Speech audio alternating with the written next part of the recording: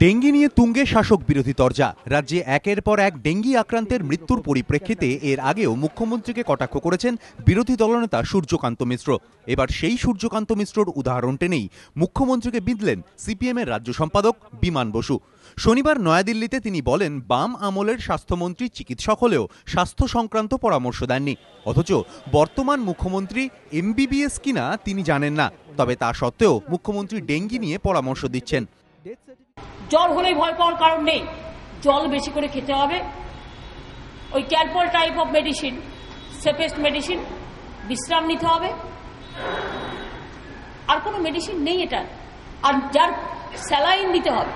মানে ডাক্তারের কাজ ডাক্তার করবে, কোনো মুখ্যমন্ত্রীর ডাক্তারের কাজটা করা উচিত না। আমি তো জানি আমাদের যখন স্বাস্থ্যমন্ত্রী ছিলেন ডক্টর সূর্যকান্ত মিশ্র, তিনিও ডাক্তারিটা করতেন না, ডাক্তাররা ডাক্তারদের ভাষ্যগুলো দিত, আর উনি এমবিবিএস করেছেন বলে আমার জানা নেই। সিপিএম রাজ্য সম্পাদকের এই মন্তব্যের পরই পাল্টা তোপ দেখেছেন ক্রীড়ামন্ত্রী মদন মিত্র।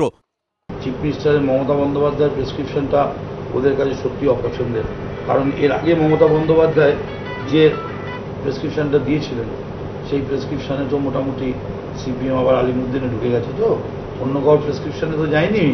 34 বছর বাদে মমতা বন্দ্যোপাধ্যায়ের প্রেসক্রিপশনটাই বাংলার মানুষ ঠিক বলে মেনে নিয়েছিল।